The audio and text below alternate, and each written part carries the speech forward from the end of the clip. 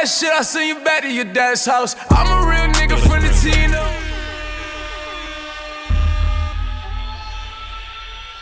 Play some reggae from home. Gracias, señor DJ. They out here, but they're really out here. You know. Gentlemen, you can't fight in here. This is the war room. Frankly, my dear, I don't give a damn. And if you don't know, now you know. Welcome to another episode of Now You Know. Now you know domination. Seems like we're over here just sporting cities and towns and teams. I guess we're talking a little sports today, huh? A little sports today. All right. Well, Osman decided to review his contract and renegotiate. And he saw that he had a lot more PTO time than he originally thought he had. So unfortunately, we can't have Osman is not currently in the building. So so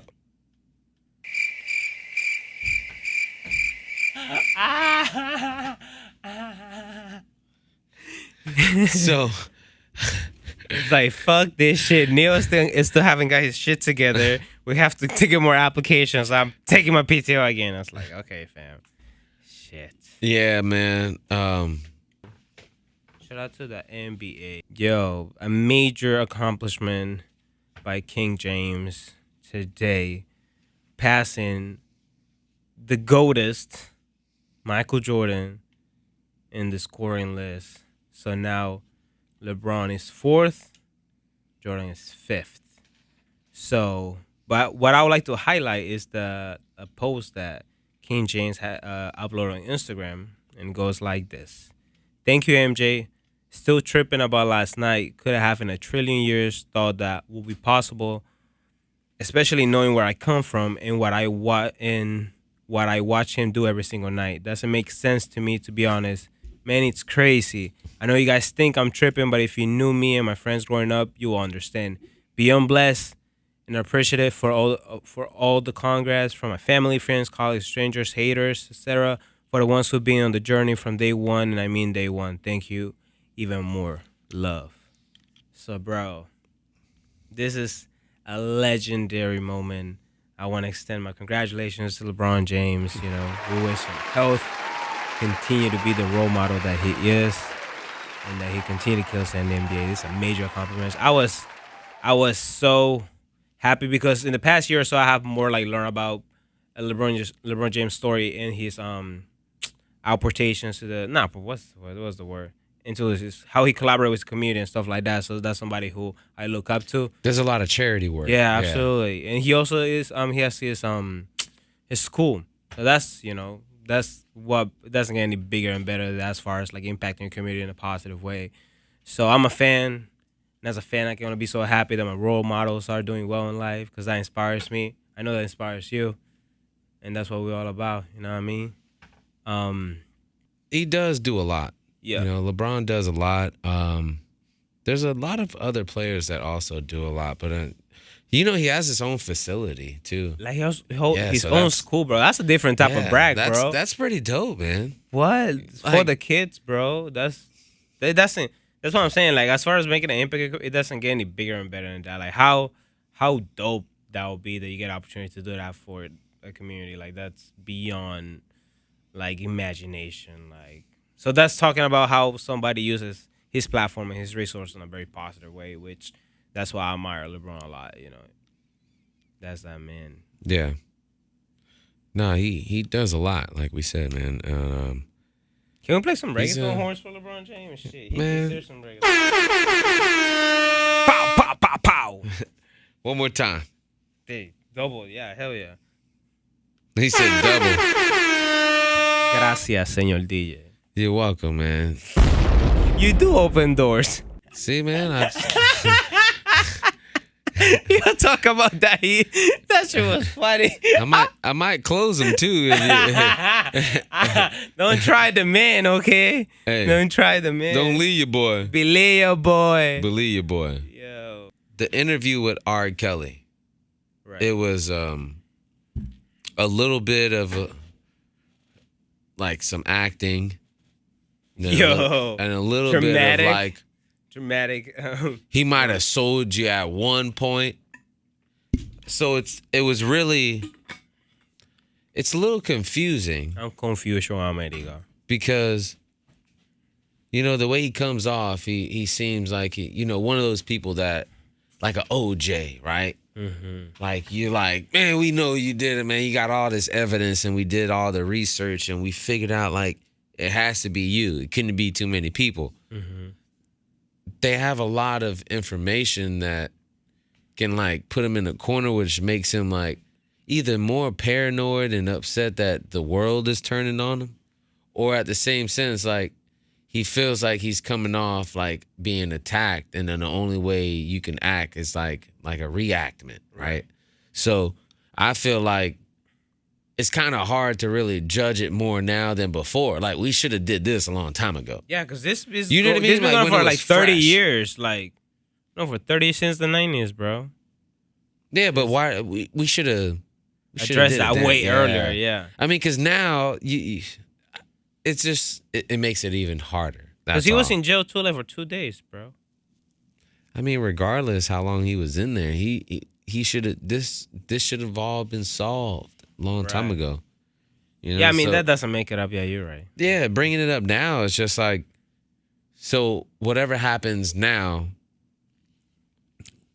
would it be the same? But in previous charges, like he was like not guilty, like when I was watching the interview on YouTube. I mean, yes, he was proven not guilty, but these other charges are kind of different from those, still being with a female, whatever. But he also admits to his relationships, like in the interview, during the interview that they had, he mentioned that his relationships were always solved during the relationship, and he never got out of the relationship. So it wasn't anything other than a relationship. Mm-hmm. So he was just trying to make it clear that if he was involved with anything, it was all whatever between that person and that person, right? So he really made that clear. But what he didn't make clear was when they asked him if he was, like dealing with these girls in general, like he mentioned, no, not underage. Like he kept repeating that, not the abusive type of person that he mentioned. He just mentioned like specifics, and you would think that anybody that was like completely innocent would just like, just say it all instead of like pointing out some of the, specifics. Yeah. But so I really felt like he was like, I guess, going in there because he was very emotional too. I mean, he was emotional, but I think it was because maybe he knew that time with his family was going to be lost if this would occur. Like he knew the situation's outcome. Right. And somebody that like, I guess does the crime knows the time kind of deal. So you know what I mean? Shit. So that's a good saying.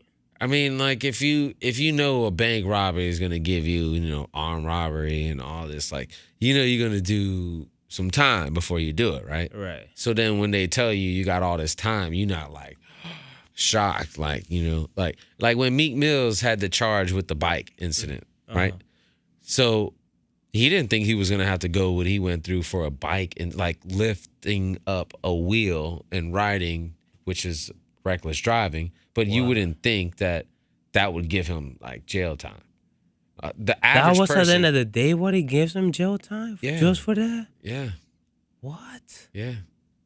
That's BS. That's what he even mentioned. If you watch the music video that he did when he came out, that's what he says. Yeah, it sucks, but was Sneaky still with him during the whole time or not? No, no, I don't think so. Wow, so he went through that whole shit alone. I mean, not alone, but single. I mean, you know what? That's a good question. I'm not sure. I know they were.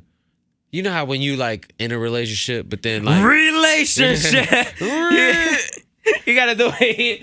Relationship. relationships.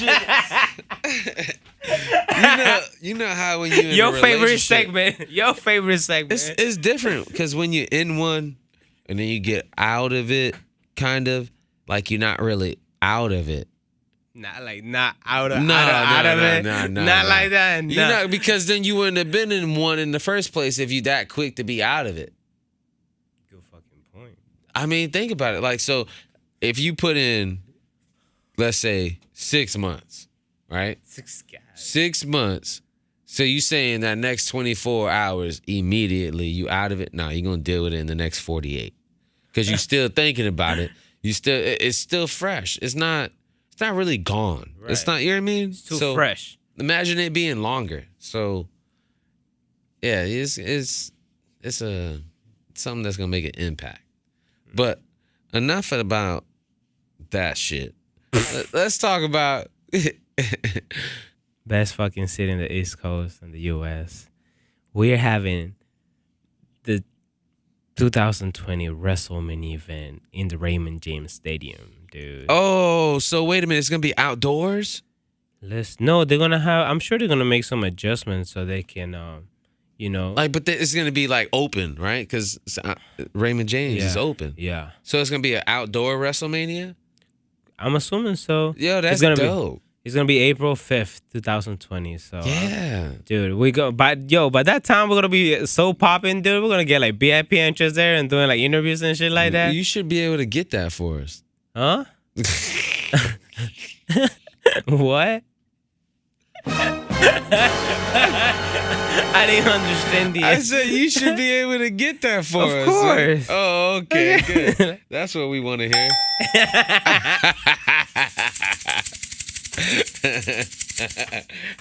Yeah. Oh, that was a good one. Can I share this? Watch this. Go ahead, Tito. I'm sorry. No, Dude, you got it. I met Hulk Hogan, dog, like a month ago. Dude, I was grocery shopping, bro. And as I'm walking, I'm like, yo, that dude, that guy looks like Hulk Hogan. Like, he really looks like Hulk Hogan. Like, maybe he's Hulk Hogan, nigga, shit. So, like, at first I didn't say nothing.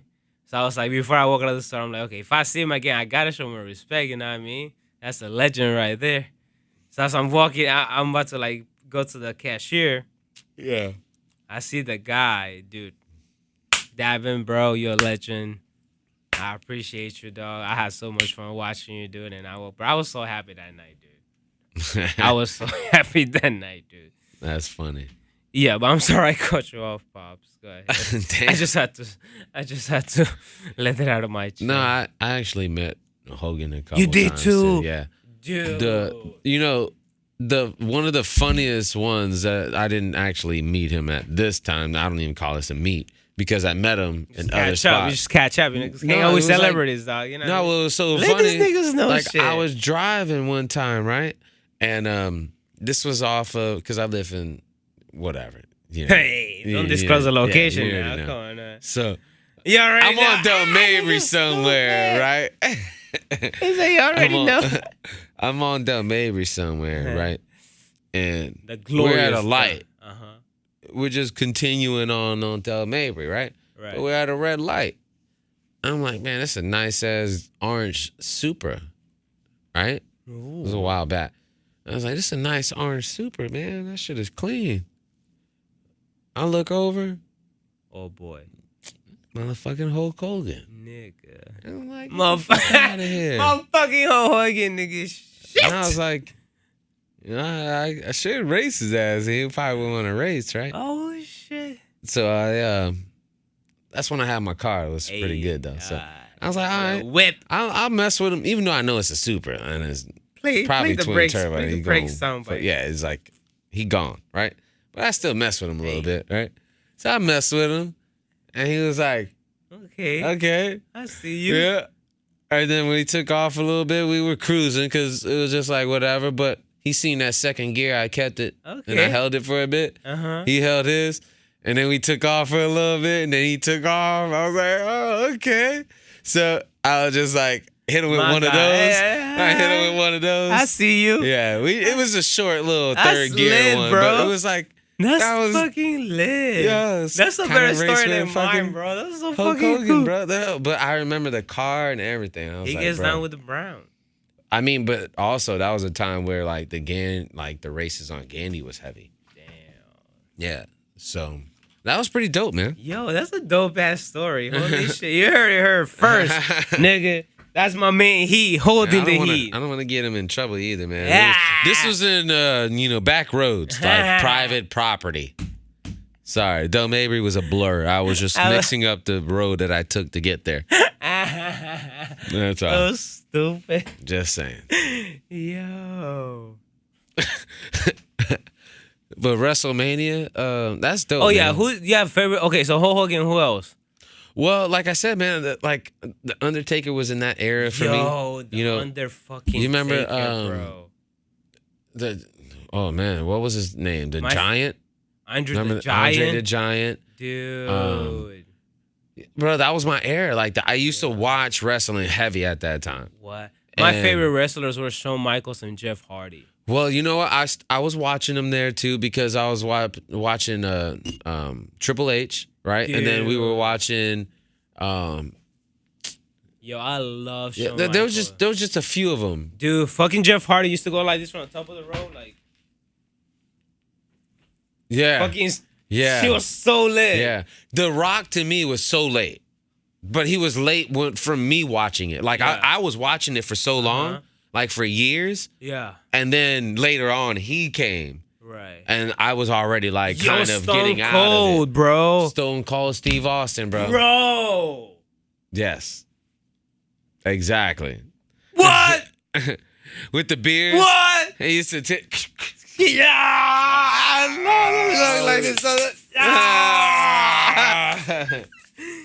Yo. So, yeah, man. Who you like better, the Rock or Stone Cold? Stone Cold. Yes.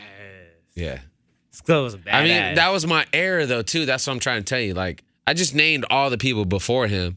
And when he got there, I was like already like, whoa, like, yeah, this guy came in, man, killing it. And then The Rock came so late for me though, so I wasn't really watching it that heavy. Right. My cousin now watched wrestling that heavy at the same time as I did, but he stuck with it longer than I did. Okay. So The Rock was more in his era.